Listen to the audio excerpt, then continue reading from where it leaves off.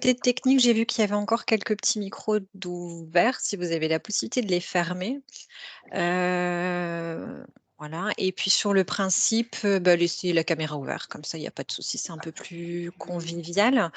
Alors effectivement, on est assez nombreux, on attend à peu près, 50 personnes, donc c'est très bien. Le moins bien, c'est que je vais pas pouvoir faire de tour de table pour que vous puissiez tous vous présenter. Donc je vais, bah, voilà, uniquement me présenter et puis, on a prévu du coup des temps, bah, pour échanger puisqu'effectivement, hein, l'idée c'est que ce soit le plus ludique et convivial possible, qu'on puisse, essayer de partager au maximum donc bah, voilà, on va tester, même en nombre.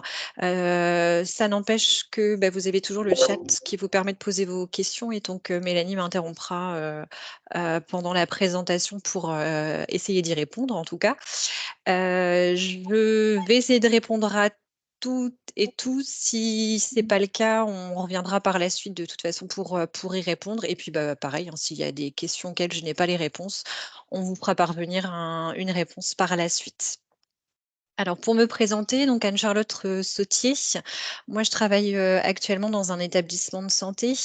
J'accompagne plus particulièrement, les secteurs, médico-techniques, donc la pharmacie qui est certifiée ISO chez nous, les laboratoires qui sont accrédités ISO aussi et puis, bah, le service d'imagerie médicale, hein, qui ont une démarche, encore tout autre avec, l'ASN. Donc j'interviens ponctuellement, pour le réseau santé qualité risque sur la partie imagerie médicale, hein, pour essayer de proposer, des formations, qualité qui vont vous permettre de déployer une démarche, en interne et puis, bah, auparavant, j'ai travaillé, 10 ans pour les groupements de laboratoires de biologie médicale. Donc là, pour, l'accréditation, COFRAC, qui est un très bon exercice pour démarrer des démarches qualité. Donc ce qu'on vous propose aujourd'hui en termes de webinaire, c'est vraiment 2 temps. Un premier temps sur l'aspect réglementaire pour refaire un petit peu le point du pourquoi et pourquoi on fait tout ça, pourquoi tout le monde s'affole un petit peu. Et puis, dans un deuxième temps, c'est de vous rappeler, je pense pour, nombre d'entre vous, les outils de base que vous pouvez déployer, dans vos secteurs pour répondre aux exigences bah, de l'ASN notamment. D'accord. Alors au niveau de cette démarche qualité, effectivement pourquoi, on met en place de base une démarche qualité et surtout dans ces secteurs?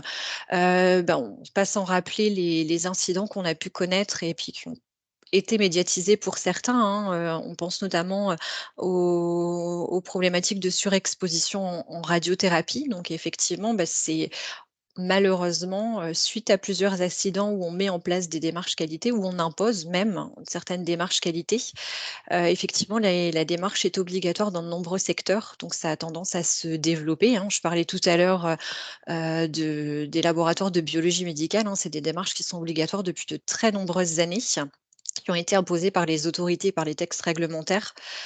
Également en radiothérapie, en établissement de santé, hein, avec la certification de la Haute Autorité de Santé. Donc voilà, ça a tendance à se développer et je pense que ça va continuer à se développer. En démarche, en imagerie médicale, hein, vous êtes déjà habitués, au guide de bon usage des examens, hein, qui est une première étape et l'idée, bah, c'est d'avancer petit à petit vers une démarche qualité, beaucoup plus complète, et une démarche qui a tendance, maintenant avec les nouveaux référentiels et c'est le cas, pour, le référentiel sur l'imagerie médicale, à se baser sur la notion de risque. C'est vraiment de mettre une démarche qualité qui soit, adaptée à votre structure, aux risques que vous rencontrez dans votre structure. Donc ça, c'est important à le garder en tête, hein. Vous allez voir tout au long du webinaire, cette notion de risque, elle est importante pour graduer finalement votre réponse et votre démarche qualité. Alors, si vous êtes ici aujourd'hui, c'est que vous êtes plus ou moins convaincus de la démarche, hein, en termes d'objectifs, on est tous, bah, logés à la même enseigne, hein. Le but, c'est de garantir une démarche, de qualité et de sécurité pour les patients, d'autant plus sur des secteurs comme l'imagerie médicale avec l'utilisation de rayonnements, ionisants, hein. Le but, c'est de limiter au maximum le risque d'exposition, enfin Autre objectif, c'est d'améliorer le fonctionnement des structures, hein, des services et des structures d'imagerie. Le fait de mettre en marche une démarche qualité, ça va organiser finalement toutes nos processus, on le verra tout à l'heure, et ça va permettre au final, finalement, de répondre à notre enjeu qui est quand même la satisfaction de nos clients. Alors j'utilise volontairement le terme de client puisqu'on va inclure dedans nos services prestataires, on va inclure nos patients. Donc c'est vraiment une satisfaction à grande échelle. Et depuis quelques années maintenant, il faut savoir que la démarche qualité et gestion des risques fait partie d'une attention particulière, notamment dans le cadre des demandes des dossiers d'autorisation. Enfin, on a maintenant des chapitres entiers de ces dossiers d'autorisation où on demande un petit peu où on en est dans cette démarche, quels sont nos indicateurs, quels sont nos résultats. Donc voilà, tout l'intérêt de mettre en place cette démarche qualité. Alors au départ, elle est souvent volontaire. Maintenant, dans le domaine de l'imagerie médicale, il y a quand même de nombreux textes qui vont porter obligation de cette démarche d'assurance qualité. Alors, tout prend racine au niveau européen, il faut le savoir. Il y a un texte de 2013, l'Euratom, qui oblige finalement la mise en place d'une démarche qualité en imagerie pour l'ensemble des pays européens. Donc ça, c'est un texte européen qui a fallu transposer dans le droit français. Et c'est ces 2 fameux textes que vous voyez, hein, et notamment l'ordonnance de 2016, qui va rendre obligatoire une démarche, d'assurance de la qualité, donc Ah oui, c'est dans demain, le mardi, oui, service c'est ça. d'imagerie. Je vous appelle parce que moi, mardi, je ne suis pas disponible avant Alors, 16 on heures. va juste attendre que le micro peut-être se coupe. Voilà, c'est bon. Donc ce texte, cette ordonnance de 2016 donc, va rendre obligatoire une démarche qualité, donc de la justification jusqu'au rendu des résultats, hein, en passant par toutes nos étapes. Et c'est vraiment la transposition de l'obligation européenne. Cette ordonnance va donner lieu à un certain nombre de décrets et d'arrêtés d'application. Et le plus important, c'est celui que je vous cite, c'est le décret numéro 2018-434, hein, qui va porter diverses dispositions en matière de nucléaire et qui va modifier le code de la santé publique.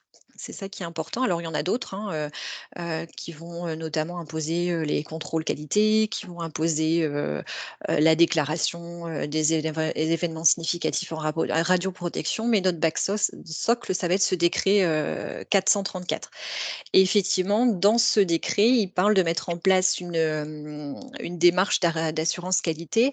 Il ne précise pas le référentiel, puisque pour le moment, il n'y avait pas de référentiel obligatoire, mais en tout cas, il oblige la mise en place d'une démarche d'assurance qualité. Et effectivement, dans ce texte, il précise que la démarche minimale, c'est les exigences minimales établies par décision de l'agence de l'autorité de sûreté nucléaire. Ça, c'est vraiment la base. Et finalement, c'est une décision qui va tomber en 2019 avec la décision ASN, donc la 2019 DC 0660, donc qui est mise par l'ASN et qui fixe les obligations d'assurance de la qualité, donc en imagerie médicale, mettant en œuvre des rayonnements ionisants. Donc, ce qui fait que c'est la première étape d'une démarche qualité et l'arrêté de février 2019, en fait, elle va homologuer cette décision. Donc, elle devient applicable et obligatoire pour les centres et les structures d'imagerie. Alors, pour faire un focus sur cette décision, hein, je pense que malgré tout, vous en avez tous pris connaissance. Donc cette décision, est composée de plusieurs chapitres et de plusieurs articles. Les chapitres qui vont surtout nous intéresser, ça sera les chapitres 2 et 3, donc 9 articles au total. Le premier qui va exposer les exigences, en matière de système de gestion de la qualité, donc voilà les grands principes du système de management de la qualité. Et le chapitre 3, là, on focus sur le processus de retour d'expérience. Donc c'est ce qu'on verra tout à l'heure sur la partie événements indésirables. Donc c'est les 2 chapitres qui vont nous intéresser. Donc cette décision est applicable depuis, le 1er juillet 2019 Donc, si vous êtes un petit peu comme nous, il y a encore du travail à mener, mais il faut savoir que lors des visites, de l'ASN, ils sont d'ores et déjà en train de vérifier un petit peu, les modalités d'application de ces différents articles dans les structures.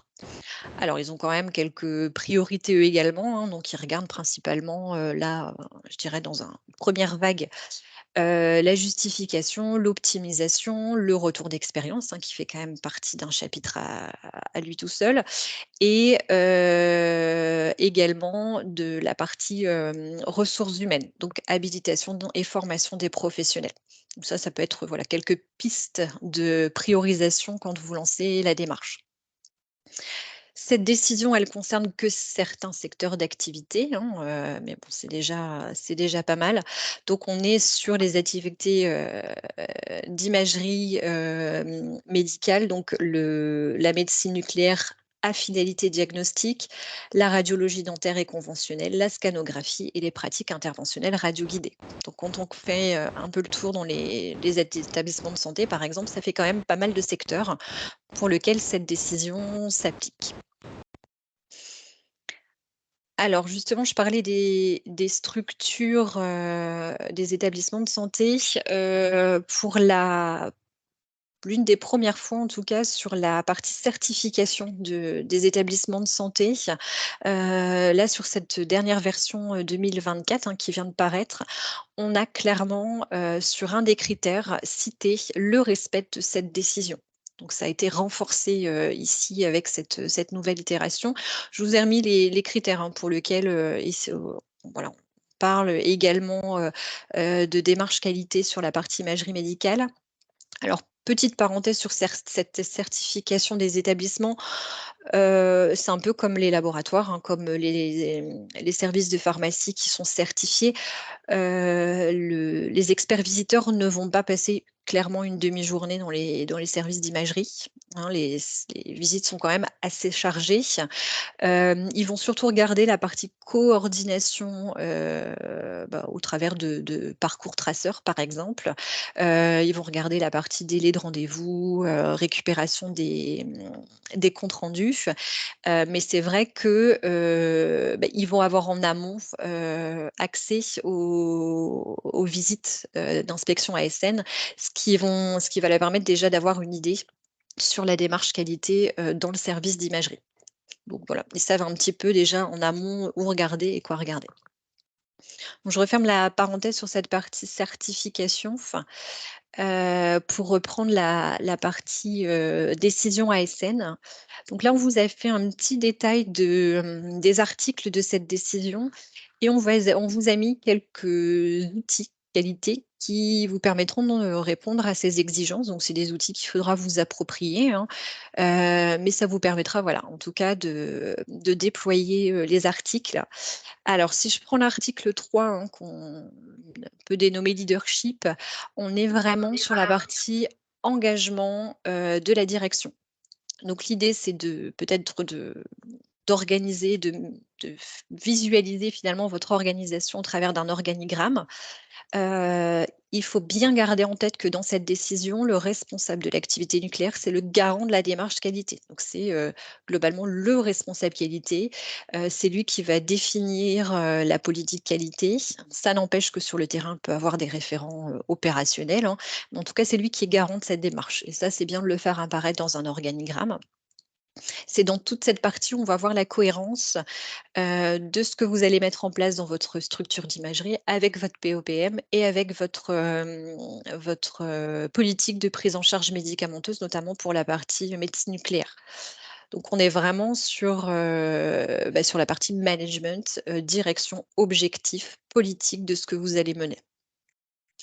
Pour l'article 4 et 5, on est sur le système de management qualité, hein, je dirais les bases de ce système. Donc, le système documentaire, tout ce qui est cartographie, processus et risques, qu'on verra par la suite, qui est, finalement implicite dans cet, article 4 et 5.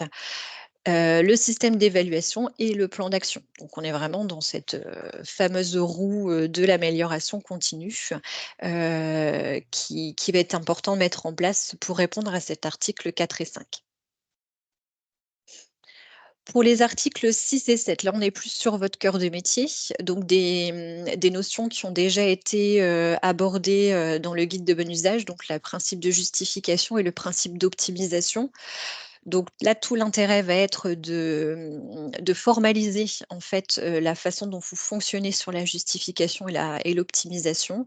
Comment vous tracez ces, ces 2 processus et comment vous pouvez être amené à les évaluer. Donc sachant que ces 2 processus qui sont quand même pas mal regardés par l'ASN lors de ces visites. Pour l'article 8, on est sur la partie, information du patient. Donc, comment vous informez le patient des risques, comment vous tracez cette information et aussi sur la partie compte rendu d'acte, sachant que, le compte rendu d'acte doit respecter un certain formalisme. Donc, voilà, est-ce que vous répondez, aux obligations en termes de compte rendu? Est-ce que vous évaluez ce compte rendu?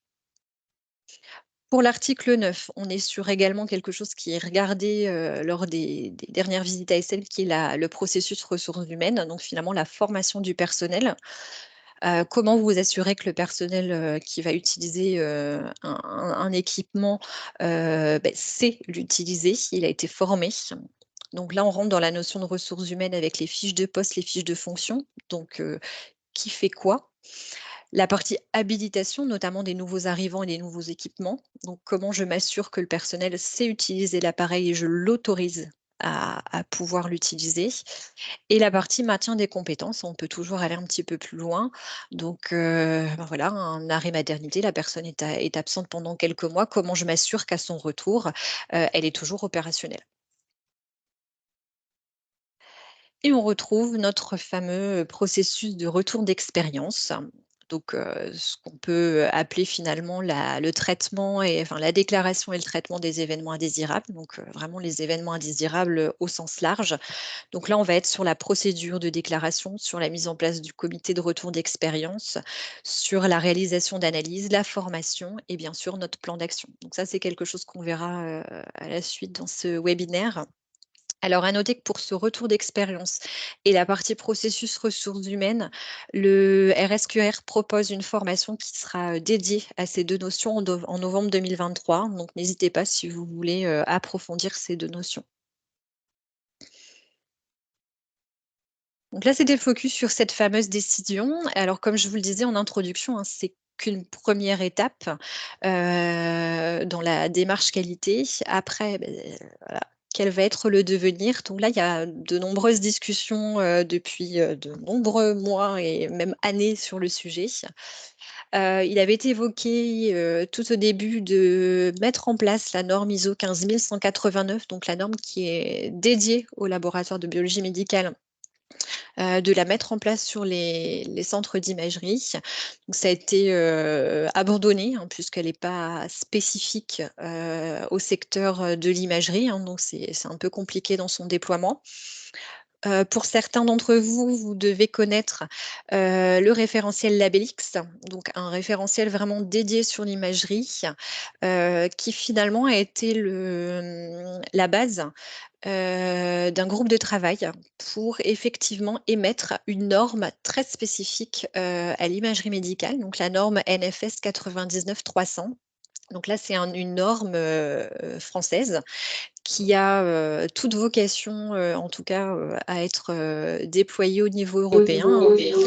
Donc c'est toute la discussion qui est en cours et là, c'est la norme qui a été retenue. Effectivement, il existe maintenant un écrit de la DGS, qui retient cette norme pour les démarches qualité à venir. Donc maintenant, cette norme homologuée en mai 2021, c'est comment on va vérifier son application. Donc l'audit par les pairs, c'est ce qui a été également retenu.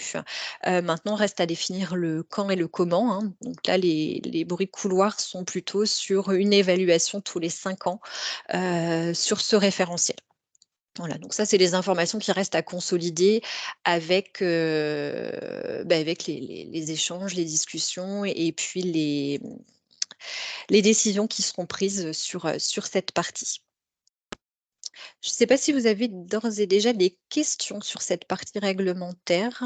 Alors, je vais essayer de rouvrir. Alors, si vous avez des questions, n'hésitez pas à lever la main, comme ça on peut peut-être vous donner, vous donner la parole avant de poursuivre. Alors, j'ai pas du tout regardé le chat, Mélanie m'a pas interrompu, donc je pense que c'est bon.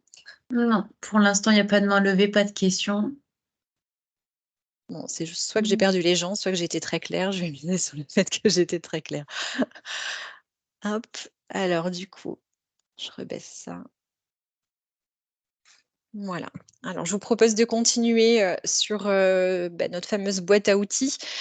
Si toutefois vous voulez revenir sur des notions, n'hésitez pas. Et puis, même a posteriori de la formation.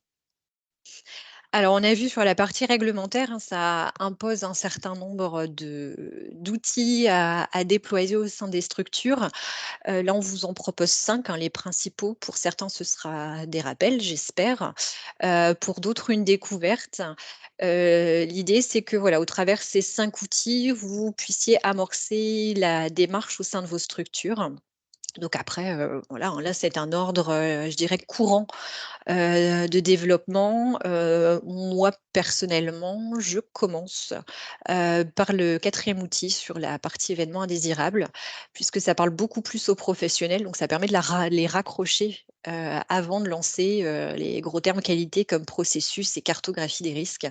Donc voilà, après, à vous de voir dans vos structures où vous en êtes, quel est le niveau de maturité et par où vous souhaitez prendre la démarche au départ. Mais voilà, ça peut être une piste pour mobiliser les troupes et notamment, j'ai envie de dire, le corps médical, où parfois, voilà, il faut susciter l'attention avec des choses qui sont très concrètes et les événements indésirables, c'est un très bon moyen. Donc cela dit, normalement, dans toute démarche qualité, la première étape, c'est la notion de processus. Alors pourquoi on évoque cette notion de processus? Alors c'est implicite dans l'article 4 de la décision, ASN, mais dans cette fameuse norme, hein, la norme NFS 99-300, on est sur une norme typique avec une approche processus. Donc la plupart des normes, ISO sont basées sur cette notion.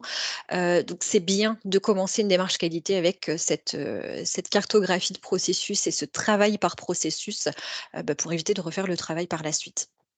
Alors processus, c'est un gros mot qualité, c'est un concept.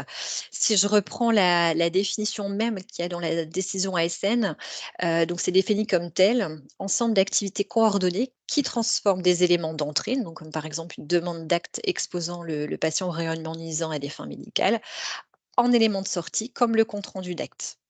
Voilà, donc c'est une belle définition pour finalement, définir un concept qu'on utilise quasiment, tous au quotidien. Donc là, je vous ai fait un petit clin d'œil avec, le quotidien. Si je reprends la définition, donc mon élément d'entrée, mon linge sale, mon élément de sortie, mon linge propre. Et en fait, cette notion de processus, c'est finalement toutes ces activités que vous allez mener entre votre linge sale et votre linge propre. C'est des processus, donc des boîtes d'activités que vous allez mettre en place pour à la fin avoir votre linge propre. Donc là, par exemple, vous allez peut-être avoir un premier processus qui est le tri du linge. Je vais séparer, le blanc, la couleur, des foncés pour éviter justement que dans ma machine, j'ai une chemise qui devienne rose. Un deuxième processus pourrait être la mise en machine. Je vais prendre mon linge, je vais mettre dans la machine, je vais mettre mon adoucissant, je vais mettre ma lessive, je vais sélectionner mon programme et je vais lancer ma machine. Voilà. Ce tri du linge, cette mise en machine, ce sont 2 processus. Donc finalement, sur une grande définition, ce sont des choses assez simples. Après, c'est à vous, dans vos structures, de définir vos processus. Là, j'ai pris, tri du linge, mise en machine. Il y a certaines personnes qui vont dire: «Moi, je trie pas le linge, je mets une lingette». Hop, c'est un processus que je n'utilise pas. Ensuite, après la mise en machine, il y en a certains qui vont aller tendre le linge, d'autres qui vont le mettre au sèche-linge. Donc on a 2 processus différents, mais un processus de séchage de linge. Certains vont avoir le repassage, le pliage, enfin voilà. Donc c'est vraiment, spécifique à vos structures. Même si, bon, vous allez le voir par la suite, on a quand même, des processus socles qu'on retrouve assez, communément partout. Hop, Madame Saustier, je Oui. me permets de vous interrompre. Il y a Madame Moura qui pose la question de savoir comment on peut accéder à la norme NFS 99-300. Alors, ça reste une norme, donc c'est une norme qui est à la base payante pour pouvoir la déployer. Alors moi, par exemple, personnellement, je ne l'ai pas encore, mais effectivement, la plupart des référentiels et des normes NF sont disponibles. Alors, je crois qu'elle est d'ores et déjà disponible sur le site de l'AFNOR, par exemple. Et voilà, par contre, il faudra l'acheter. Ok. Très bien. Je pourrais vous mettre, je vais me le noter, peut-être vous mettre les références complètes avec où vous pouvez la trouver. Super, vous avez répondu à la question. Parfait. Alors, sur la partie processus, donc vos fameuses boîtes, on a quand même 3 familles de processus, 3 familles de boîtes. Le premier, c'est les processus. Alors, je vais commencer du coup par la fin. Le processus de réalisation, c'est vraiment votre cœur de métier. C'est exactement l'exemple que j'ai pris tout à l'heure. C'est le nettoyage et le tri de mon linge. C'est ce que je fais tous les jours. C'est mon cœur de métier. Ça va vraiment contribuer à la fin à réaliser mon produit ou mon service. Donc, vous, globalement, ça va être à la fin tout le processus pour arriver à mon compte rendu d'acte. Ensuite, on retrouve 2 types de processus, les processus de pilotage et les processus support. Donc les processus support, on va plutôt être sur tout ce qui va être ressources mis à disposition pour pouvoir vous aider dans votre cœur de métier. Donc, par exemple, qu'est-ce que vous avez besoin pour réaliser un acte? Vous avez besoin d'un équipement qui soit conforme, qui soit maintenu en bon état de fonctionnement. Donc, vous allez peut-être avoir un processus qui va être le processus maintenance ou le processus équipement, où vous allez vous assurer que effectivement vos équipements sont toujours opérationnels. Ensuite, vous allez retrouver ce qu'on appelle le processus de pilotage. Donc là, on va vraiment être sur la partie stratégie et action d'amélioration. Je parlais tout à l'heure de leadership, d'engagement de la direction. C'est là où on va retrouver effectivement cette partie de politique. Qu'est-ce que je fais dans ma structure, ce vers quoi je vais retendre. Au niveau des processus, donc on parle souvent de cartographie des processus. C'est finalement la représentation graphique de toutes vos boîtes. Comment vos boîtes sont organisées, quelles sont les interactions entre les unes et les autres. Alors, c'est à vous de voir aussi comment vous voulez cartographier, comment vous voulez, donner une image à votre organisation. Ça peut être plus ou moins détaillé, hein, en fonction de ce que vous souhaitez. On peut parler de processus, de sous-processus, d'activités, enfin voilà, en fonction du niveau de détail que vous allez, souhaiter mettre, en image pour votre structure. Voilà, je reste convaincue que les cartographies les plus simples restent celles les mieux utilisées, hein. Et puis, pour vos professionnels, c'est pas forcément des notions, qu'ils ont en tête, donc il faut vraiment que ça leur parle. Donc voilà, au plus simple, au mieux selon moi. Autre outil que vous pouvez mettre en place également, c'est une carte d'identité. L'idée de ces processus, de ces boîtes, c'est aussi d'impliquer un maximum de personnes. Donc, c'est d'identifier peut-être un pilote par processus. Donc, ça va être un petit peu le garant de cette activité et donc de lui transmettre et de formaliser avec lui une carte d'identité. Quel est le pilote? Quel est finalement l'objectif de de ce processus? Quels va être les indicateurs que je vais suivre pour montrer que ça fonctionne bien?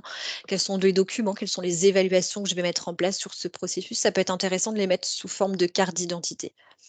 Voilà, ça c'est une petite idée, c'est pas obligatoire en tout cas, mais ça peut permettre de poursuivre, la partie formalisation et organisation des processus.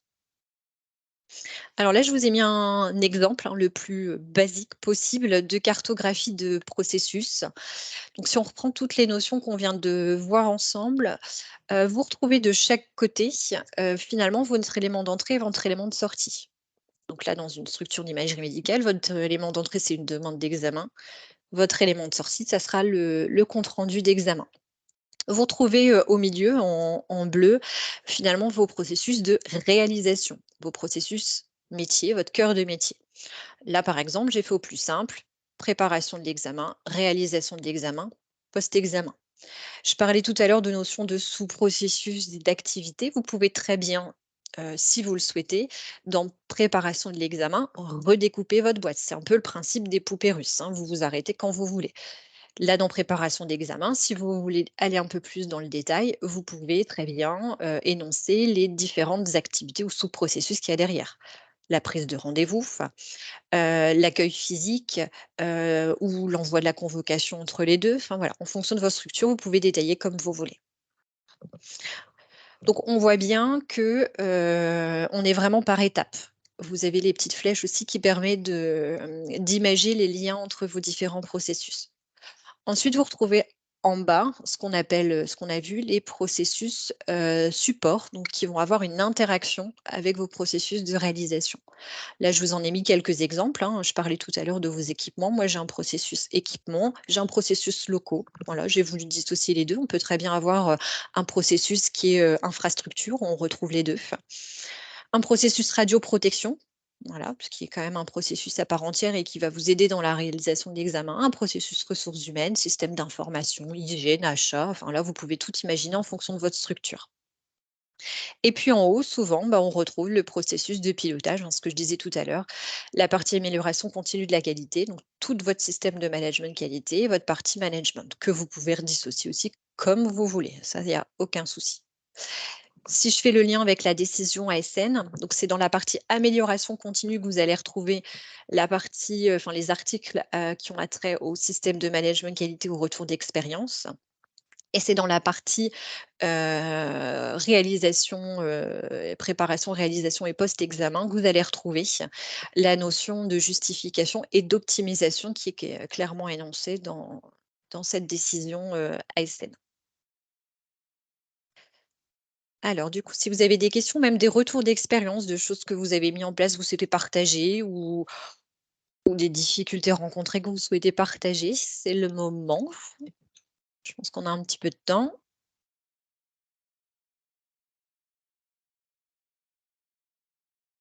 Non, je ne sais pas s'il y a des questions, Mélanie? Non, non, il n'y a pas de questions. Je vois pas de main levée non plus.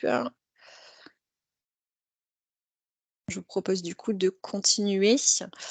Donc effectivement, là, vous avez organisé votre activité. Vous savez un petit peu comment vous avez partagé vos activités en boîte, en processus. Donc comme je disais, hein, c'est la base de ce qu'on appelle l'approche processus.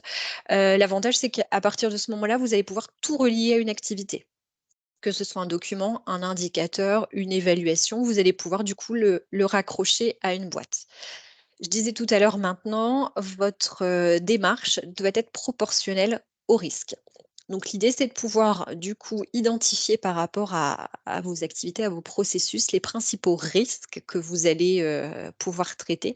Et c'est ce qui va permettre finalement de rendre une réponse adaptée dans le cadre de votre système qualité. Donc, c'est ce qu'on appelle depuis toujours la cartographie des risques, hein, c'est très développé maintenant dans la plupart des secteurs d'activité.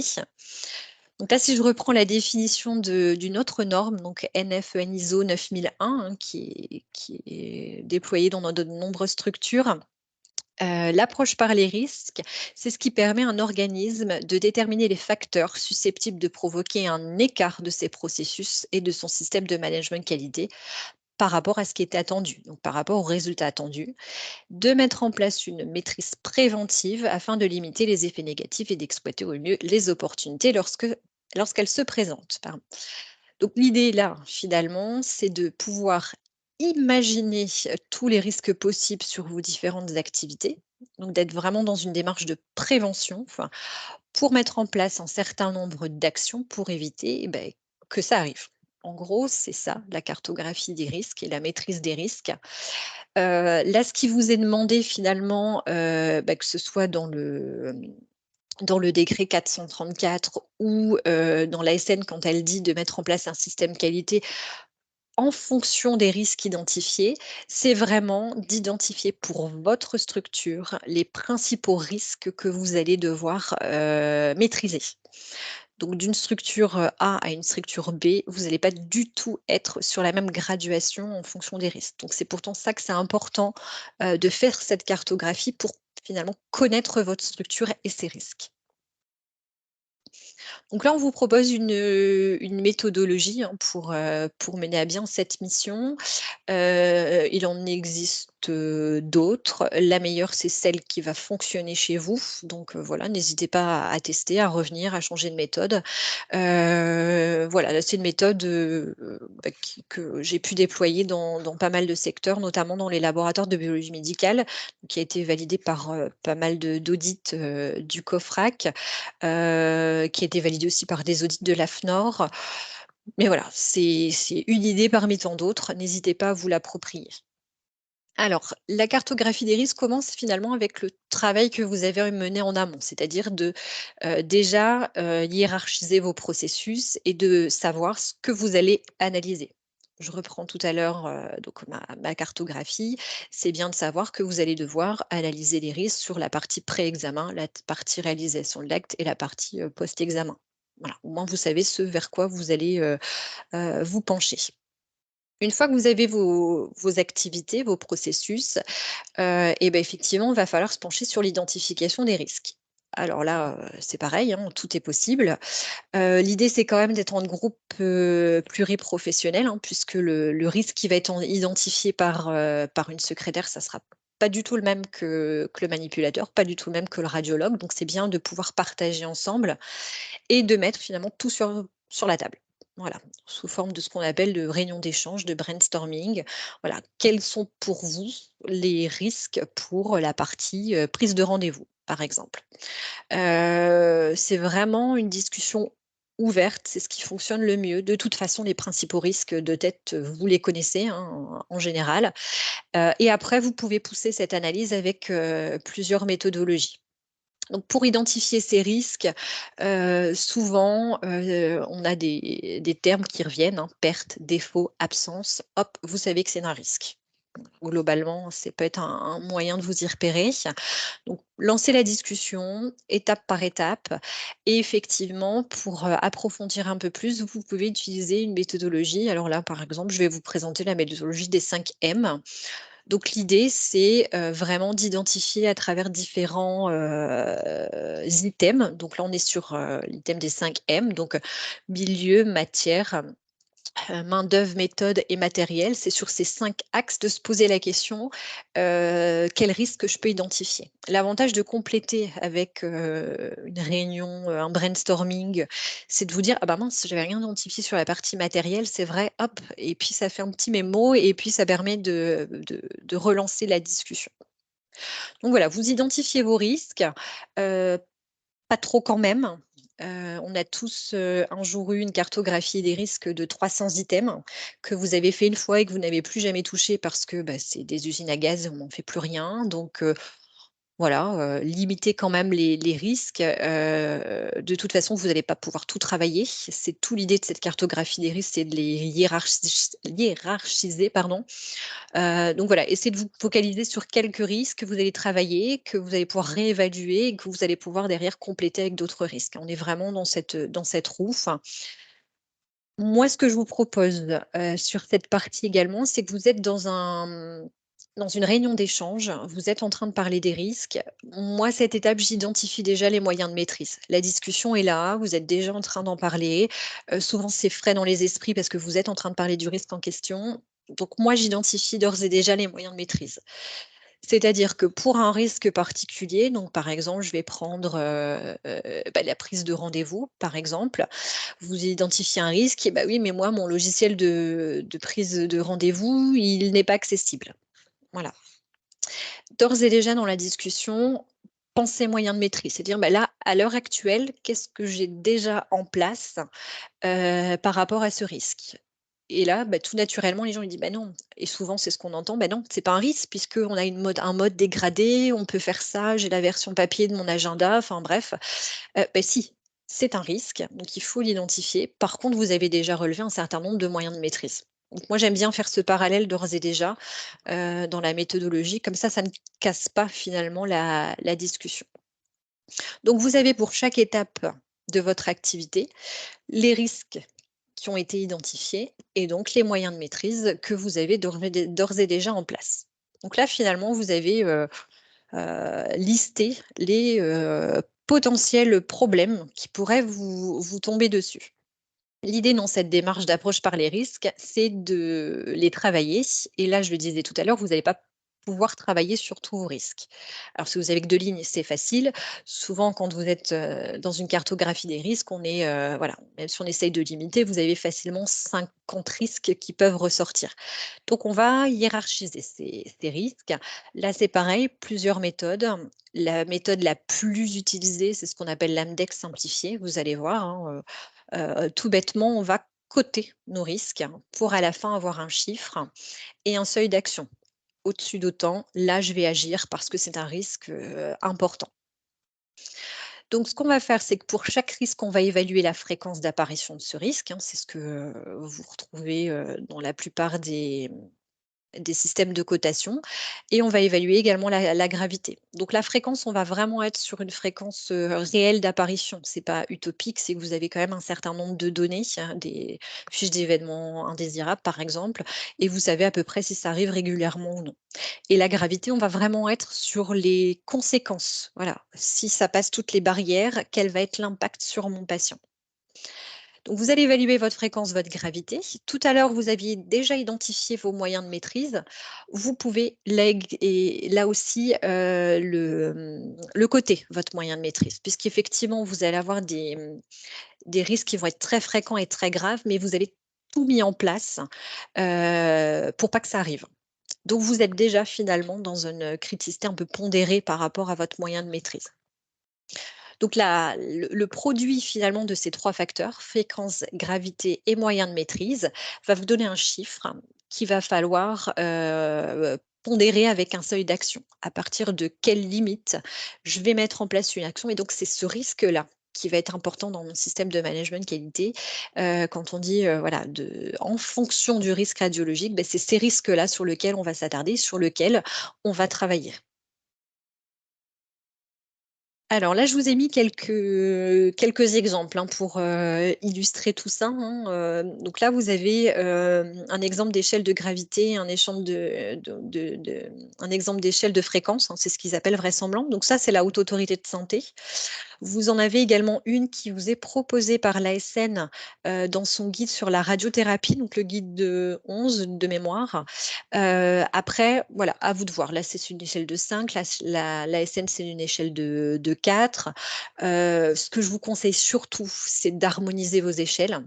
Vous avez peut-être déjà dans vos structures, vos établissements, des échelles de cotation pour les fiches d'événements indésirables. Essayez d'utiliser, les mêmes échelles. Ça sert à rien, d'avoir, une échelle pour les FE, une échelle pour la cartographie, une échelle pour, tel secteur, une échelle pour une autre.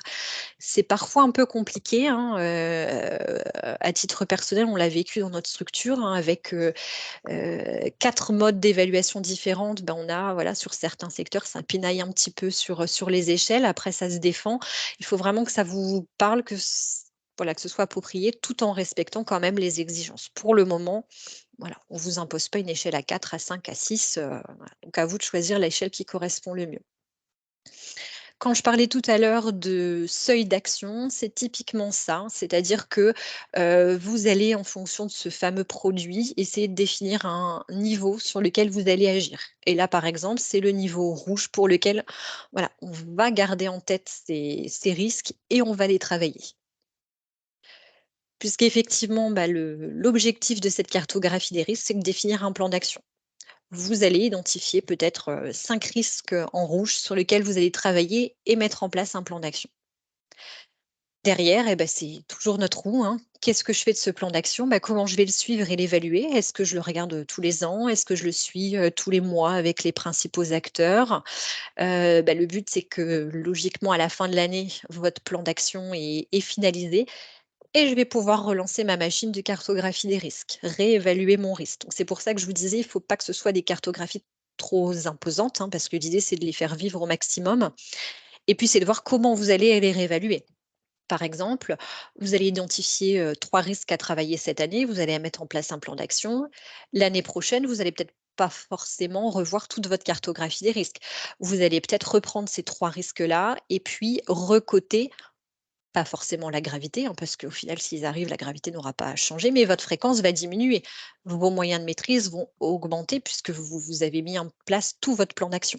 Donc ces 3 risques-là vont passer du rouge, orange, voire au vert et vous allez pouvoir, du coup, travailler sur les 3 prochains risques qui seront orange et puis ainsi de suite. C'est pareil, chaque année, vous avez de nouveaux événements qui vous arrivent, ça vous permet d'alimenter votre cartographie des risques. Il faut vraiment que ce soit un outil qui vive. On pourra jamais, en tout cas moi ça m'est jamais arrivé, en audit externe de me dire: «Votre cartographie des risques n'est pas assez fournie», par exemple. Non, ça ne m'est jamais arrivé. Une fois, ce qui a été évoqué, c'est qu'effectivement l'auditrice a elle-même identifié un risque. Donc là, c'est un axe de progrès, hein, moi j'ai identifié ça, ça serait bien de l'intégrer dans votre cartographie des risques. Mais on ne pourra jamais vous reprocher d'avoir une cartographie des risques qui sera pas assez fournie. Donc c'est vraiment le juste milieu par rapport à ce que vous allez pouvoir travailler et ce que vous allez pouvoir faire vivre. Donc là, je vous ai mis un exemple, hein, de cartographie des risques. Alors pour refaire le lien avec tout ce qu'on vient de voir, donc colonne 1, ça va être vos processus, ce sur quoi vous allez travailler et vos fameuses boîtes. Effectivement, pour chaque, activité, hein, entre les 2, vous pouvez détailler encore votre processus. La méthode des 5 M, donc quel risque je peux avoir sur le milieu, sur la matière, sur main-d'œuvre, la méthode ou le matériel. Donc je prenais l'exemple, de la partie, informatique, bug informatique. Donc qui apparaîtra dans ma partie risque et après, c'est mon système de cotation, ma partie, Amdex simplifiée.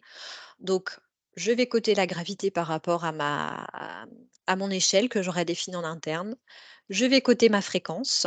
Donc là, pour certains, on a une criticité intermédiaire, hein, sans prendre en compte les moyens de prévention.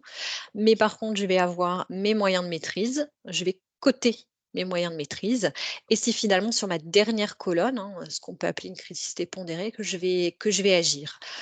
Moi, j'aime bien mettre un système de couleurs, hein, donc si, j'ai défini dans mon seuil que tout ce qui est au-dessus de 20 doit être rouge, je l'identifie, enfin voilà, avec des formules Excel pour que voilà, ça frappe et que ce soit en rouge et c'est ce sur quoi je vais pouvoir travailler. Je lance du coup la parole si vous avez des questions. C'est une notion qui est plus ou moins acquise, pour certaines structures.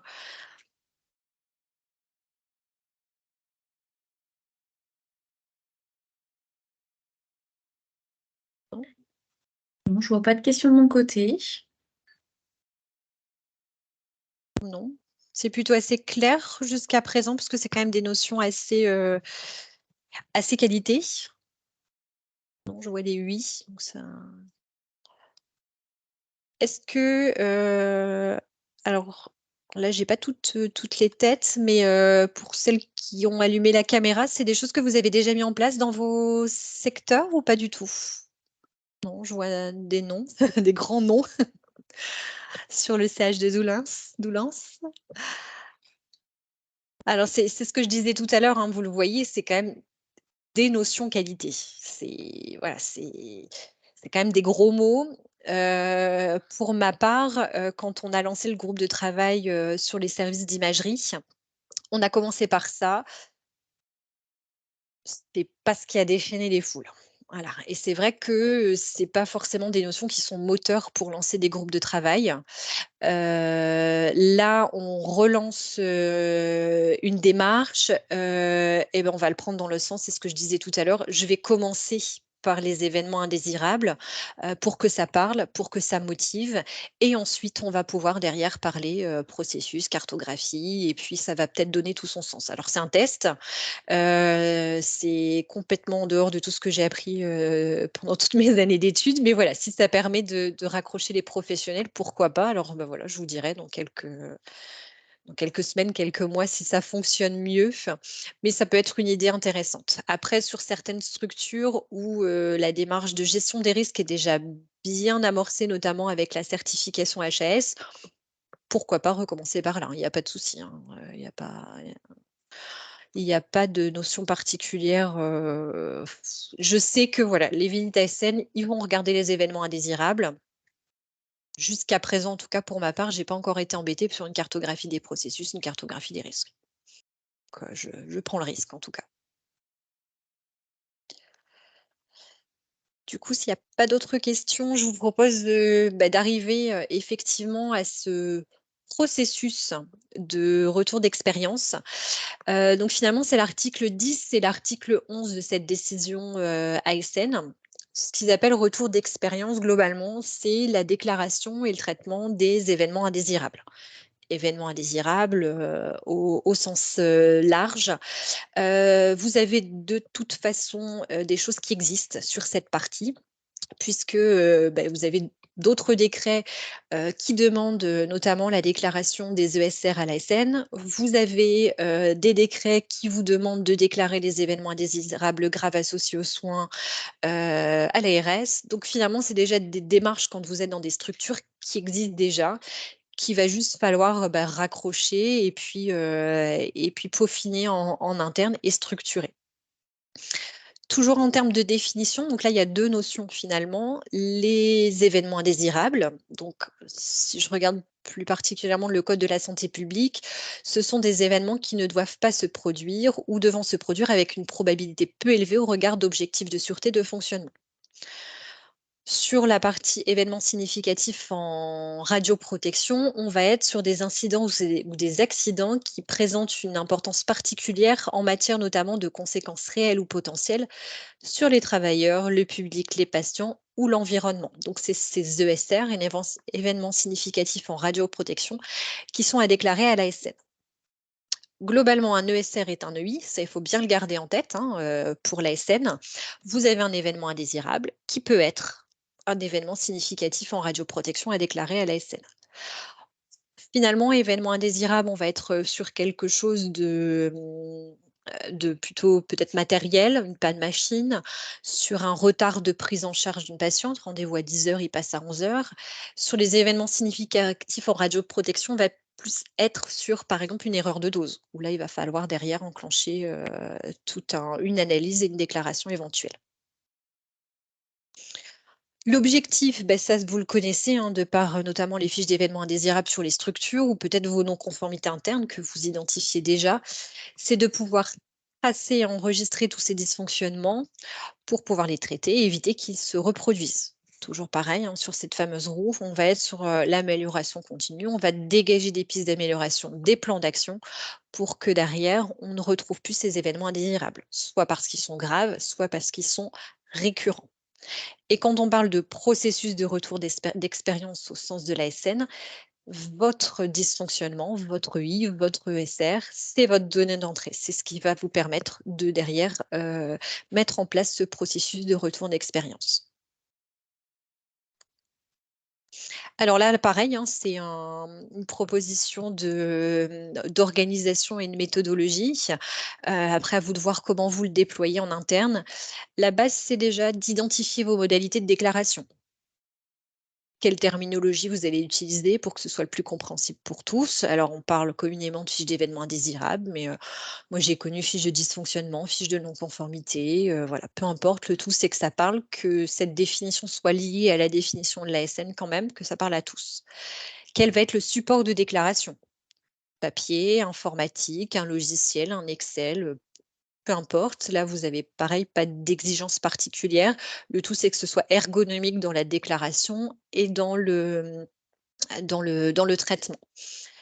Au niveau du contenu aussi, cette fiche, quel contenu va-t-elle avoir? Sachant que vous avez déjà un contenu qui est plus ou moins, imposé par la décision ASN. Alors ça reste un contenu de base, hein, la date, ce qui s'est passé, voilà. Vous avez quand même, tous dans vos fiches de déclaration, à minima, normalement, c'est ce contenu. Il faut savoir que pour l'ASN, ils ne vous demandent pas le nom du déclarant. Donc pour ceux qui ont des fiches d'événements indésirables ou d'autres modes de déclaration, qui sont anonymes, ça pose pas de problème au regard de l'ASN. Voilà, donc identifiez vos modalités de déclaration. Ensuite, inciter à la déclaration, hein, on est encore tous là, j'ai envie de dire, dans les structures et les services, c'est de pousser à la déclaration. Alors là, c'est pareil, hein, bon, toute forme d'incitation peut être déployée. On a normalement tous dans les structures des chartes d'incitation. Alors je préfère charte d'incitation que charte de non-sanction, voilà, pour favoriser cette déclaration. Ensuite, ça passe beaucoup par la formation, l'information auprès des professionnels, notamment des nouveaux arrivants. Donc, formation, comment je déclare, pourquoi vous devez déclarer. Information et rétro-information, ben voilà, vous avez déclaré ça, voilà ce qu'on en a fait et voilà le plan d'action qu'on a mis en place, hein. C'est aussi de valoriser toute cette démarche qui va permettre d'inciter à la déclaration. Ça peut être des actions ponctuelles, hein, des challenges de déclaration, ça peut être dans le cadre de la semaine sécurité patient, voilà, tout ce qui va favoriser à la déclaration va être un bon moyen, en tout cas pour lancer la démarche, puisque effectivement la déclaration va être votre donnée. Donc moins il y en a, moins vous allez pouvoir derrière mettre en place de votre processus de retour d'expérience. Une fois que vous avez vos déclarations, bah, ça va être comment vous les traitez. Là, c'est pareil, hein, ça a structuré au sein de votre structure. Pensez toujours à valoriser les actions immédiates qui ont été entreprises. Quand je forme aux événements indésirables, c'est ce que je leur dis, hein, vous avez un événement, vous avez subi un événement, vous le déclarez, mais vous n'avez pas attendu. Vous avez fait des choses. Et c'est de valoriser ces actions tout de suite pour valoriser le travail qui est fait au quotidien, par les professionnels. Et pour certaines déclarations, bah, effectivement, ça peut s'arrêter là. C'est un événement ponctuel. Ça a été traité par le personnel. Il n'y a pas d'action supplémentaire, il n'y a pas de notion de gravité, importante. Vous pouvez valoriser le travail et vous arrêter là. Sinon, ça nécessite le traitement d'une déclaration. Là, ça peut être important de désigner un responsable. Parce que la personne qui va traiter, un événement indésirable sur une erreur de dose, ce ne sera pas forcément la même sur un retard patient qui est dû à un transport, par exemple. Donc c'est bien aussi d'identifier quelqu'un qui va devoir apporter une réponse. Et c'est à ce moment-là, au moment de la déclaration, du traitement des déclarations, que vous allez vous poser la question, bah, d'une analyse ou pas. Et vous êtes déjà finalement dans ce retour d'expérience. Donc je suis quasiment certain que dans vos structures, vous avez déjà finalement ce processus. Il faudra juste le formaliser, le valoriser. Donc effectivement, vous déclenchez ou pas une analyse et surtout, bah, vous suivez ce processus de retour d'expérience. Finalement, c'est vraiment, ça, ce sur ça veut insister l'ASN, c'est que, bah, qu'est-ce que vous faites de vos déclarations? Comment vous allez suivre les retours? À quelle périodicité? Quand est-ce que vous allez clôturer? Est-ce que vous avez un suivi statistique pour essayer de voir un petit peu en termes de fréquence s'il n'y a pas des choses qui sont récurrentes? Comment vous lancez vos analyses? Qu'est-ce que vous en faites? Comment vous les suivez? Où sont intégrés votre plan d'action? Vous êtes déjà dans son processus de retour d'expérience, qui est en général plus à l'échelle institutionnelle sur les grandes structures qu'il va falloir se réapproprier, au sein des services d'imagerie et surtout communiquer. Toujours pareil, hein, plus vous allez communiquer, plus les gens vont être amenés à déclarer. Donc effectivement, si je fais ce focus sur ce qu'on appelle le retour d'expérience au sens de l'ASN, ça va être juste un moment et là, je pense qu'il va falloir, passer par une étape de formalisation. Alors ça peut être un règlement intérieur, ça peut être une procédure, hein, peu importe, mais c'est vraiment de mettre noir sur blanc sur comment vous êtes organisé. Qui participe à ce comité? Vous vous réunissez tous les combien et pendant combien de temps? Qui va avoir la charge de recueillir tous les événements indésirables qui ont été déclarés? Comment vous allez sélectionner, l'événement indésirable ou les événements indésirables que vous allez analyser? Je réfère encore à mon seuil d'action, et aux grilles, qu'on a vues dans la cartographie des risques. Vous pouvez très bien utiliser les mêmes grilles et dire: «Bah, voilà, moi je vais, organiser mes fiches d'événements indésirables, donc mes ESR, mes problèmes machines, voilà, je vais les mettre par chapitre. Je vais les coter en termes de fréquence et de gravité et puis, bah, celles qui sont rouges, hop, c'est celles-ci que je vais analyser. Pareil, hein, on ne va pas en analyser 50, mais 1 à 2 analyses, tous les trimestres, c'est très bien. Pareil, en termes de fréquence de rencontres, une rencontre tous les trimestres à raison d'1 heure et demie, c'est très bien. Après, si vous voulez une régularité, tous les mois, une demi-heure peut être une solution, tout à fait, envisageable. Donc voilà, quel outil je vais décider pour pouvoir derrière lancer une analyse. Quelle méthodologie d'analyse je vais utiliser. Par exemple, les établissements de santé, on est souvent sur l'alarme, d'autres utilisent principalement Orion, donc voilà, à vous de définir. Du coup après, comment je vais formaliser, tout ce qu'on se dit au cours de cette réunion? Ça, on va analyser, ça, on va pas analyser, ça, on clôture, ça, je vais rendre réponse. Est-ce que vous faites un compte rendu de réunion? Est-ce que c'est quelque chose que vous notez dans votre fiche? Et surtout, comment vous allez former les acteurs de ce retour d'expérience? Puisque chaque personne de ce groupe de travail peut demain faire une analyse, donc comment vous allez former cette analyse? Et je le disais, hein, formaliser cette organisation. Donc globalement, ce retour d'expérience, vous n'avez pas des millions d'étapes, hein, c'est, vos données, je décide ou pas d'une analyse, je suis mes analyses, mes plans d'action, ma réponse à mes FEI et je communique, hein, toujours pour inciter la déclaration et valoriser tout le travail qui a pu être fait. C'est finalement ce que vous faites plutôt déjà dans vos structures, hein, quand vous répondez à une fiche d'événement indésirable. Mais voilà, c'est l'étape du dessus, cette analyse, cette déclaration, est-ce que je l'analyse ou non? Là encore, des questions peut-être?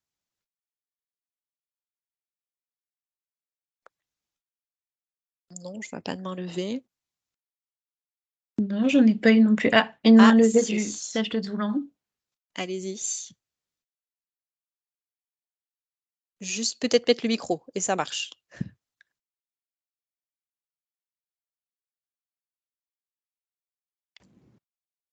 Oui, Voilà, allô? Oui. c'est bon, on vous écoute. Alors moi je suis Monsieur Camus, je suis cadre de santé de l'imagerie entre autres parce que j'ai beaucoup d'autres services. Doulan n'est pas un grand centre. Donc par rapport au FEI, effectivement, on a tout ce que vous avez dit, on fait déjà. Au niveau des suivis des FEI, on se rencontre avec la responsable qualité, la directrice des soins et les cadres pour passer en revue toutes les FEI. Ce qui a été mis en place dans l'établissement, mais ce qui est assez chronophage. On y passe une après-midi complète tous les 3 mois. Après, derrière, c'est comment on le refait descendre au niveau des équipes, à quelle hauteur, surtout quand on est cadre multisite, ça veut dire qu'à chaque fois, il faut refaire des réunions dans chaque service. Et après, au niveau des CREX, donc on en fait au sein de l'établissement. C'est souvent sur impulsion, on va dire, de la RAC. Et quand vous dites 2 par an, c'est 2 par exemple, 2 en imagerie, 2 pour les services de soins, etc. Alors du coup, je vais répondre, à l'inverse des questions. Donc le 2, on est plus sur, 2 sur l'imagerie. Là, Ouais. on est vraiment focalisé sur l'imagerie. En fait, on se rend compte qu'on est à peu près en tout cas pour notre part, nous, on est organisé comme vous, c'est-à-dire qu'on a ce groupe institutionnel, qui prend compte des FEI, toutes les FEI, donc voilà, une après-midi. Mais c'est pas très spécifique finalement à des services comme l'imagerie qui traitent quand même de rayonnement ionisant qui est pas anodin. Donc effectivement, nous, on a pris le parti, on a dupliqué la réunion en interne, en imagerie et dans d'autres secteurs aussi, hein, on le déploie également, sur le bloc opératoire, et on tend à le développer dans d'autres secteurs, pour garder cette spécificité. Parce que finalement, une FEI que vous allez voir, hein, au niveau d'un groupe, pluriprofessionnel, mais institutionnel, quand vous l'étudiez avec, un manip, une secrétaire, un radiologue, la FEI prend parfois un tout autre sens. Et une FEI qui a pas été, sélectionnée au niveau institutionnel, parce que, il y a plein d'autres FEI et parfois des plus graves aussi, et quand vous la regardez, au sein même du service d'imagerie, c'est quand même une FEI qui est très importante. Donc en tout cas, je pense pas qu'on puisse échapper à cette étape, de mettre en place un groupe au sein même, des services d'imagerie. Ouais. Alors ça peut être, cumulé, hein, je ne sais pas si vous avez de l'interventionnel, si vous avez aussi, de l'imagerie au bloc, mais ça peut être un groupe institutionnel, bloc, imagerie, interventionnel. Là, si vous avez que de l'imagerie, vous pouvez faire, beaucoup plus court, beaucoup plus régulier,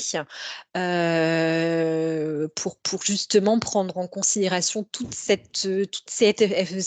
FEI qui sont très spécifiques. Et puis, vous décidez d'une analyse, si vous êtes un petit centre, une analyse par trimestre, c'est déjà très, très bien, hein, d'en sélectionner une. Et ça vient compléter finalement ce que vous faites au niveau institutionnel. Et ça va mobiliser les équipes d'imagerie, parce que là, elles participent vraiment à un comité, parce que je ne pense pas qu'au niveau institutionnel, il n'y a que les cadres. Oui. Ouais.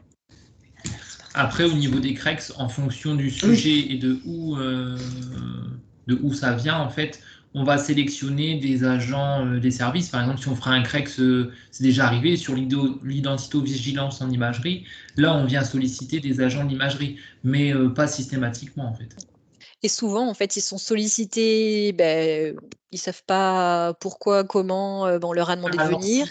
si. Par contre, quand ils sont sollicités, on les informe du pourquoi ils sont sollicités, suite à quoi, voilà. Voilà, Et mais souvent, c'est pas qu'ils découvrent, mais ils n'ont pas participé à toute cette démarche de réflexion en amont au niveau institutionnel. Donc finalement, on leur impose d'être là, tandis que là, eux-mêmes vont participer en disant non, mais celle-là, ça sert à rien de l'analyser, on a ça en place, c'est une erreur ponctuelle. Par contre, celle-là, c'est effarant, ça aurait jamais dû se passer. Et ils sont vraiment partie prenante dans la sélection. Et quand vous parliez de comment redescendre, le fait de travailler avec eux, vous êtes déjà dans la rétro-information, puisque l'analyse va être faite. Donc, la réunion suivante, ça peut être un manip qui a réalisé l'analyse, qui va lui-même expliquer, voilà, moi, j'ai fait l'analyse, on a décidé de ça, ça, ça, ça et ça. Voilà, ça fait déjà de la rétro-information au sein de l'équipe. Je pense que voilà, cette étape, elle est difficilement négligeable, en fait. ouais.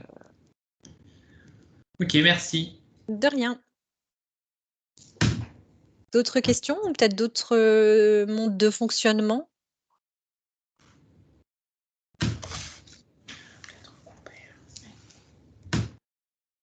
Non?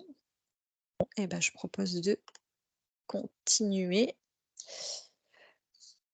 Alors, avec 2 notions finalement qui finalisent tout ce qu'on vient de se dire. À chaque fois, donc j'aborde le terme de plan d'action. Effectivement, vous mettez une cartographie des risques en place pour identifier des actions. Vous allez analyser des événements pour mettre en place des actions.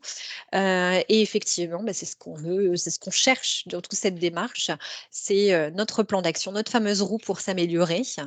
Donc, ce plan d'action, c'est simplement un outil de planification, de voir qui doit faire quoi, quand et par qui ça doit être fait, à quel moment, comment parfois. On est vraiment dans la coordination et la planification de tout ce qu'on doit mener. Et il y a cet effet visuel finalement d'avoir sur un seul et même outil toutes les actions qu'on doit mener. Donc là encore, à vous de voir comment vous voulez l'organiser, mais l'idée, c'est quand même de formaliser un outil de suivi, un plan d'action, ça sert à rien d'avoir 5 Word avec dans chaque Word une action parce que vous l'avez tracée de manière différente. C'est un moment de pouvoir collégier toutes ces actions pour pouvoir les suivre plus facilement.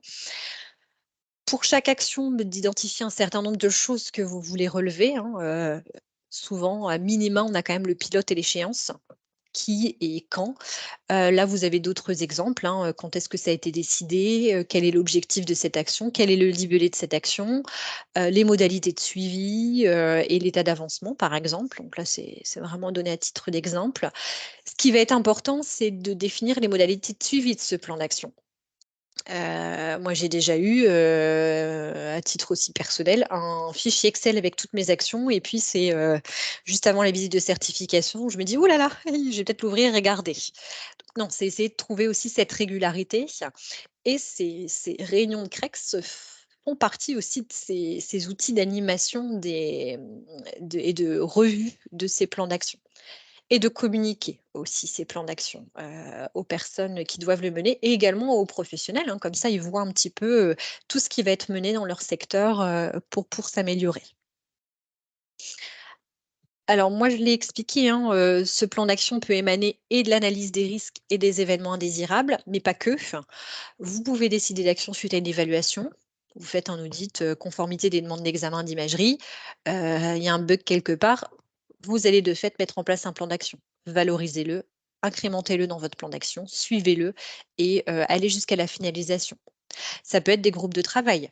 Voilà, vous mettez en place un groupe de travail sur l'interprétation des images réalisées en urgence, voilà. Et puis, vous décidez de telle procédure, vous décidez de telle organisation, de mettre en place telle évaluation. Valorisez-le également. Des indicateurs que vous pouvez suivre. La conformité des comptes rendus, par exemple. Vous faites une requête informatique pour vérifier qu'il y a bien à chaque fois le signataire. Vous vous rendez compte qu'il y a une baisse du chiffre, vous mettez en place un plan d'action, valorisez-le. Donc, c'est tout l'intérêt de ce plan d'action, c'est de pouvoir centraliser tout ce que vous allez mener. Donc là, c'est pareil, hein, c'est un exemple avec un numéro d'action, ce qui permet éventuellement de vous y retrouver. L'objectif, pourquoi vous mettez en place ce plan d'action. Le libellé, alors je rappelle, hein, c'est une action, donc un verbe d'action. Évitez aussi, dans la mesure du possible, les sensibiliser à. Vous allez le sensibiliser comment? Vous allez faire une réunion, vous allez faire un mail d'information, vous allez faire un affichage. Soyez concret. Plus vous allez être concret, plus vous allez déjà être motivé à mener l'action et plus vous allez pouvoir la finaliser. Puisque moi, quand j'ai des actions, je récupère des actions sensibilisées, à partir de quel moment je la clôture? Votre responsable, donc elle va être pilote. Alors, c'est pas lui forcément qui va mener l'action, mais en tout cas, moi, en tant qu'ingénieur qualité, je vais interpeller cette personne pour savoir où il en est. Derrière, il peut avoir un groupe de travail, il peut avoir demandé à tous les référents d'hygiène de mener l'action, peu importe. Mais en tout cas, c'est à lui que je vais demander des comptes sur la finalisation ou pas de cette action. Une échéance, alors qui peut être modulable dans le temps, hein, c'est pour ça que je vais mettre tout de suite en lien avec la partie commentaires en fin de tableau. Vous pouvez très bien avoir décidé une action avec une échéance en novembre 2023. Vous avez des rencontres tous les mois avec vos pôles, vos services, vos directeurs, peu importe, pour faire le point sur ce plan d'action. Et là, on vous dit, bah là, ça ne va pas être possible. Le prestataire qui nous devait nous livrer le module complémentaire dans notre système d'information a du retard. L'échéance est repoussée à 3 mois. Vous modifiez l'échéance, mais je vous invite en commentaire à le noter. L'échéance initiale était repoussée pour telle ou telle raison. Donc moi, cette partie commentaire, je l'aime bien. Je note toujours les dates à laquelle j'ai rencontré les différents pilotes et puis je note. Comme ça me permet de voir un peu l'évolution et de justifier aussi parfois du report de l'échéance. Les modalités de suivi, donc peut-être pas pour tout, mais en général, hein, dès que vous avez un plan d'action, vous allez voir s'il a été efficace ou pas, si vous êtes allé jusqu'au bout. Donc, c'est bien de le définir avant. Alors, par exemple, pour une procédure, la modalité de suivi, ça peut être simplement l'émargement de tout le monde ou la diffusion dans le logiciel. Quand c'est des actions beaucoup plus importantes, vous pouvez décider de refaire un audit pour voir si votre chiffre a évolué. L'état d'avancement, alors là, je reviens toujours sur nos fichiers Excel avec nos codes couleurs. Vert, c'est finalisé, rouge, c'est en retard, orange, c'est en cours. C'est un outil visuel qui vous permet de voir l'état d'avancement de vos actions. Et la date de réalisation également, à partir du moment à quelle date vous l'avez finalisé. Donc là, c'est un exemple parmi tant d'autres, mais ça peut vous aider en tout cas. Là, c'est pareil, hein, Excel, pas Excel, outil informatique, pas outil informatique. Le principal, c'est que ce soit partagé et c'est vrai que, voilà, en fonction des outils des uns et des autres, c'est pas toujours évident de partager ce plan d'action. Des questions sur cette partie?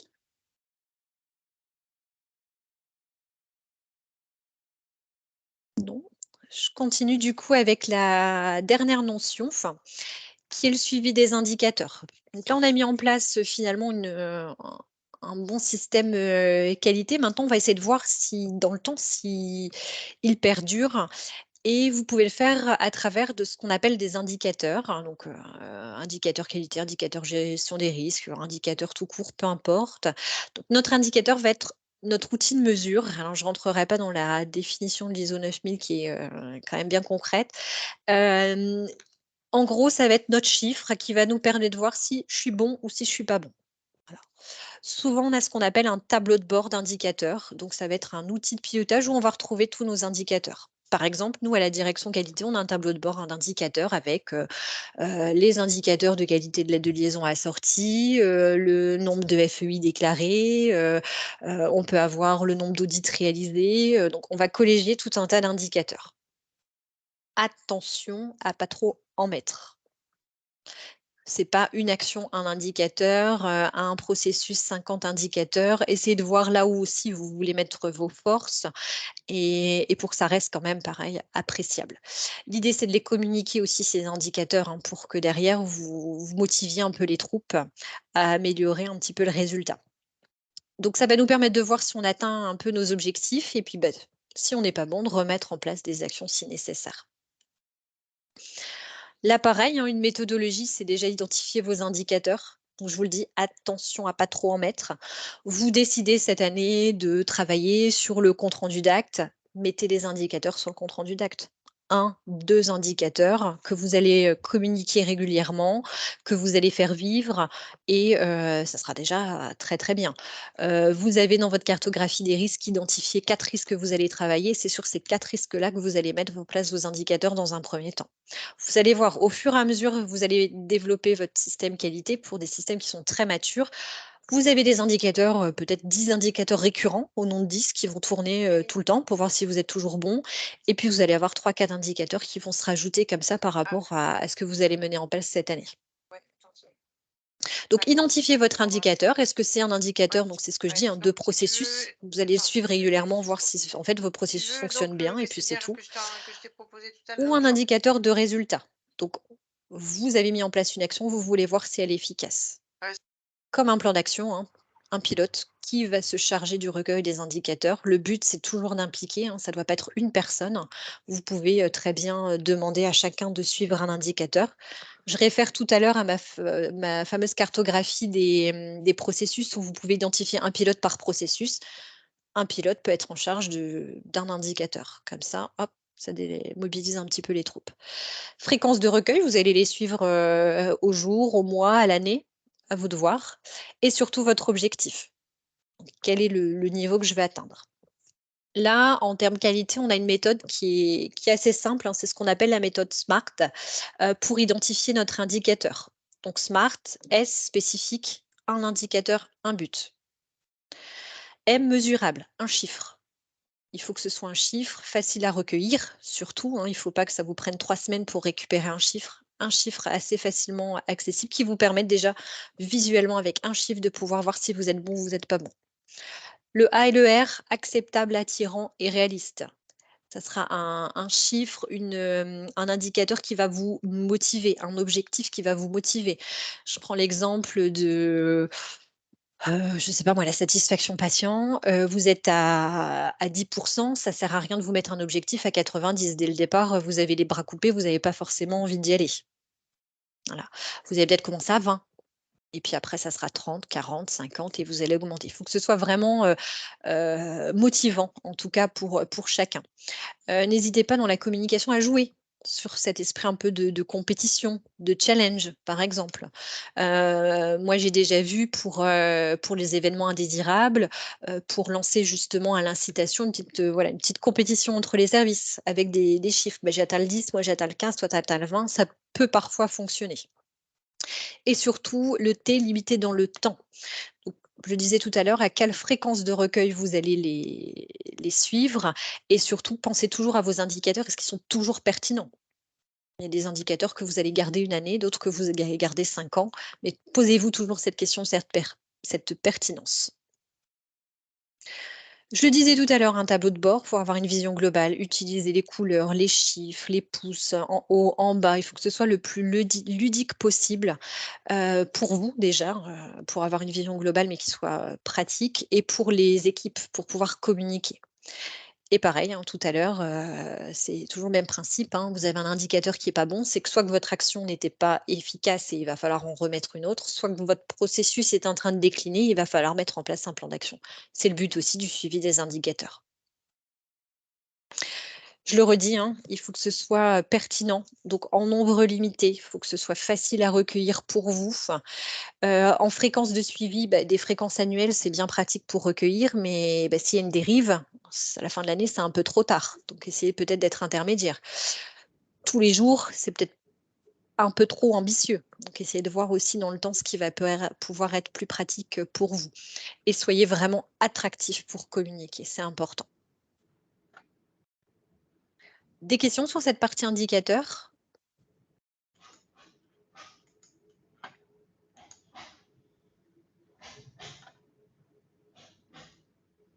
Non. Bah, je vous propose du coup vite fait de conclure et puis je reste ouverte si vous avez des questions. Moi, ce que je vous conseille, c'est de commencer petit et d'évoluer au fur et à mesure.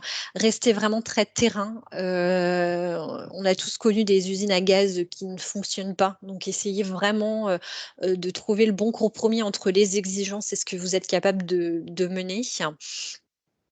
On essaie de garder cette coordination avec les démarches au sein des structures. Pour ceux qui sont dans des structures, vous avez quand même un certain nombre d'outils qui sont d'ores et déjà disponibles. Utilisez-les, ça ne sert à rien de réinventer des choses. Le plus dur restera de toute façon d'impliquer les équipes. Donc là, ça va être communiquer, communiquer, communiquer, communiquer et communiquer. Et gardez bien en tête cette notion de risque. C'est ce que je disais encore pas plus tard que la semaine dernière. On oublie cette partie rédactionnelle qu'on a connue il y a 10-15 ans. Non, là, on va formaliser. Si j'ai un risque spécifique ou si c'est vraiment demandé, là, pour le coup, dans la décision ASN. Mais l'idée, c'est que ça fonctionne. Il faut vraiment rester sur une démarche qui fonctionne. Voilà pour ma partie. Il reste encore un petit peu de temps, donc je reste disponible pour vos questions.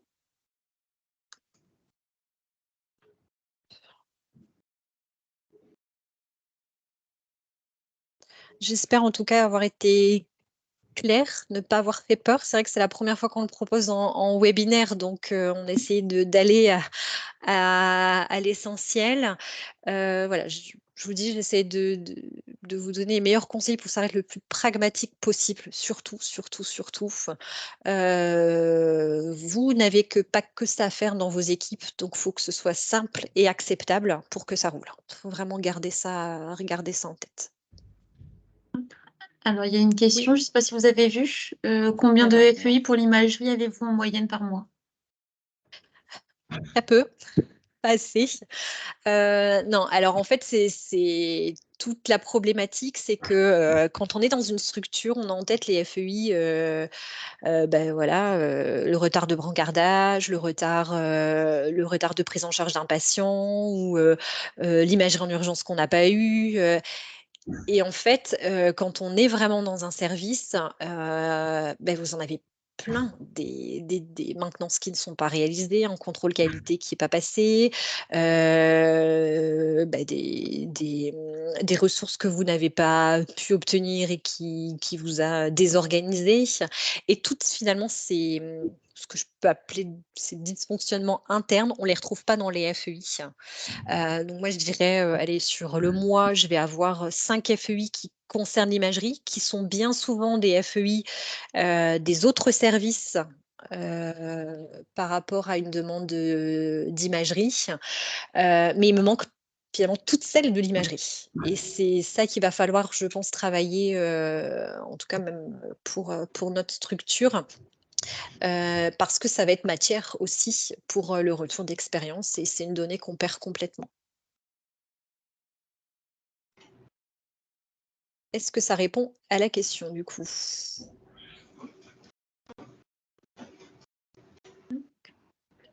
Alors, j'ai pas eu de retour de Madame Fage dans le chat. Oui, ils ont la même problématique, du coup. Voilà, je pense que voilà. Alors, pour avoir travaillé auparavant justement dans les laboratoires, là pour le coup qui ne dépendaient pas de structure, là c'est beaucoup plus facile parce que quand on parle dysfonctionnement, on est tout seul et ça coule de source. Donc il faut vraiment gardez quand même à l'esprit que vous êtes un service à part entière et tout vos dysfonctionnements méritent aussi une déclaration. Donc c'est là où je rebondis sur la coordination avec vos structures, c'est de voir avec eux comment vous allez déclarer ces dysfonctionnements parce que on a encore beaucoup de structures où tout ce qui reste du service, mais c'est un système de déclaration. Et puis tout ce qui concerne l'institution, c'est les FEI. Donc là, j'ai envie de dire peu importe, mais il faut que ce soit organisé. Si demain matin, vous commencez à déclarer en FEI tous vos dysfonctionnements internes, je pense que là, les cellules qualité vont faire des bons, ils ne vont pas comprendre. Donc peut-être organiser en amont avec eux ce mode de fonctionnement. Voilà, j'ai 2 exemples en tête où effectivement tout ce qui est dysfonctionnement interne, c'est un système de déclaration qui reste en interne d'imagerie. FEI, un autre système de déclaration. Ça n'empêche que pendant le processus de retour d'expérience, tout est mis autour de la table et tout est travaillé.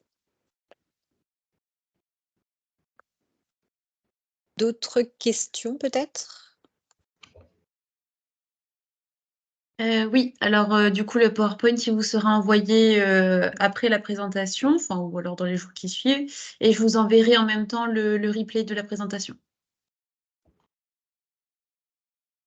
Voilà, et puis du coup, si vous avez des questions à transmettre à Madame Sautier, n'hésitez pas à me répondre en retour de mail, et puis je lui transmettrai les questions, il n'y a aucun souci. Si après coup il y a des questions, ce sera un plaisir d'y répondre.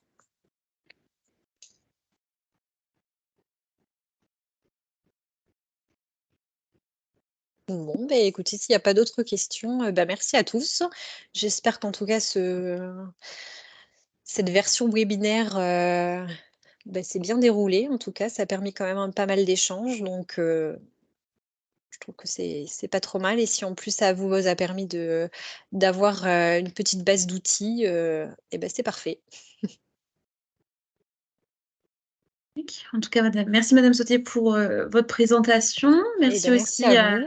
à l'ensemble des participants et à toutes les personnes qui se sont connectées. Et puis, comme je vous l'ai dit, si vous avez des questions ou quoi que ce soit à transmettre à Madame Sautier, n'hésitez pas à revenir vers moi. Je lui transmettrai, je lui transmettrai vos demandes.